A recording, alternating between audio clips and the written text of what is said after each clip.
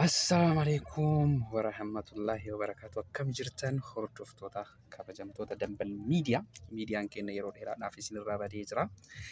Kunoo deebinee dhufnee jirra. Akkam nageenyi badhaadhaa bakkuma jirtan nagaa fi fayyaa isiniif hawwina. Wanti sooshaal miidiyaa kanarra deemaa jiru wantoota hedduutu jira. Wantoota hedduu san keessaa reakshinii viidiyoo kana qabadhee isiniif dhufee jira. Turtii na wajjin taasisan. Affeerraa kootii namoonni yeroo jalqabaatiif gara YouTube chaanalii keenyaa dhuftan immoo subscribe gochuudhaan maatii chaanalii keenyaa isiniin ta'an jedha. Akkuma argaa jirtan Seeyidoo fi Ayyuun piraankiidhaan jalqabanii gara gaa'ila ijaaruutti deemaa jiru. Kuni waan hundi keessan argaa jirtanidha. Yaada dhuunfaa kootii kaa'uun barbaada. Isinillee namoonni baay'eenis YouTube isaanii jala deemtanii koomentii adda addaa kennaafii jirtu. Koomentii kennamaa jiru kanarratti illee baay'ee isaan argaan jira waan ta'eef yaada dhuunfaa kiyyaa ka'a. Isinillee yaadni keessan maali? Guyyaa jalqabaa piraankiidhaan jalqabanii Seeyidoon piraankii hojjechuudhaaf jedhee Ayyuun immoo saniyyuu addabaabayii keessatti Seeyidoon haala hin taane piraankii irratti hojjete.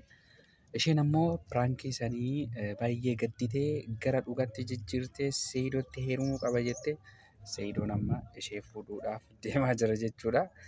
Piraankiidhaan gara sirna gaa'ilaa isaanii raawwachuutti deemaa jiru.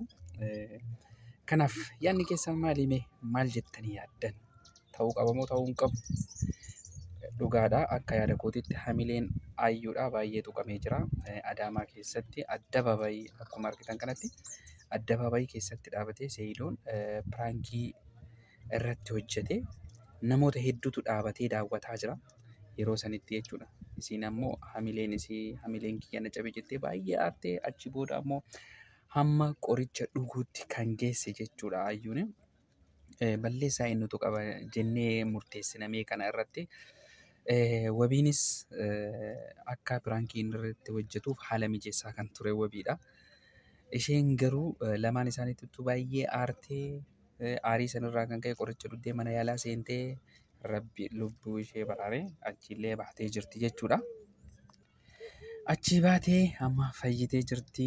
Achumaan itti aansitee ammoo Seeyid waan jalaa badee seetee baduudhaaf karaa baharaadhaan gara Yemen deemuutti kutte jechuudha isheeni. Karaa Yemen deemuudhaaf Dirree Dawaa hanga Dirree Dawaatti deemanii nama namaan barbaadanii arganii achitti qabanii Seeyidoon kan deebise jechuudha. Haaluma achirratti waliin daawwanneen haroo Haramayaa gubbaarratti Seeyidoon sarpiraayizii lammaffaa ishee sarpiraayizii godhee qubeellaa harka isheetti hidheef jechuudha. Qubeellaa kenneefi jechuudha gaa'ela raawwachuudhaaf.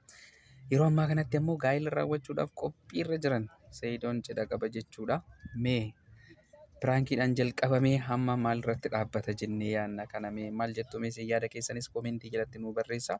Osoo isin ta'ee hoo maal gootan? Dubartootaaf osoo isin akka Ayyuu taatanii namni tokko akkanatti piraankii isin irratti hojjetee piraankiidha jedhee qubeellaa si fida jedhee si waamee piraankiidha yoo dhumarratti siin jedhe sanuyyuu iddoo namni hedduu addabaabayii irratti dhaabatu irratti wanti akkanaa isin qunname osoo isin taatee maal gootan? Dhiirota yoo taatanoo bakka Seeyidoo buutaniit piraankii dalaga jettaniit piraankichi ammoo isheen haala kanaan miidhamtee qorichas dhugdee waan baay'ee irra geessee dhumarratti ammoo gaa'ila yoo gara gaa'ilatti kan deemu yoo taate murtoon keessanoo maal ta'a? Piraankii dalagdanii saniyyuu Seeyidoon jaartii qabaa ni beektanii jaartiin isheellee Sumayyaadha. Sumayyaan ijoollee lama qabas jechuudha Seeyidooni. Kanaaf jaartiillee osoo qabu laaltee sitti heeruu malee jetteen jechuudha isiin. Ansiin barbaada ijoollummaadhaa irraa isin jaaladha waan baay'ee hawwaa ture jettee jechuudha isheeni. Kanaaf osoo isin ta'ee hoo maal gootan? Bakka dubartoonni bakka Ayyuu buutanii dhiira yoo taatan ammoo bakka Seeyidoo buutanii osoo ijoollee qabdan saniyyuu haadha manaa osoo qabdan haadha manaa lammataa piraankiidhaaf jettanii deemtanii gara dhugaatti yoo jijjiiramu kuni baay'ee ulfaataadha akka yaada kootiitti jechuudha. Osoo isin mudatee hoo maal gootan? Yaada keessan koomentii jalatti nu barreessaa. Dhuma isaallee wajjumaan laaluuf deemnaa. Amma qophii cidhaadhaaf yookaan aruuza raawwachuudhaaf ammoo sagantaa bareedaa isaa qopheessan jedhanii Osheemaan illee akkuma viidiyoo isaa kanarratti arginetti waan hunda qopheessaa jiru jechuudha cidha raawwatuudhaaf jechuudha. Cidha isaanii kanarratti ni argamna jennee yaadna nullee mee hanga dhumatti waan isaan irra ga'an walumaan kan daawwannu ta'a. Namoonni yeroo jalqabaatiif gara YouTube chaanalii keenyaa dhuftan immoo saabskraayib gochuudhaan maatii keenya taasisan jedha. Horaa bulaa deebanaa fayyaa ta'a.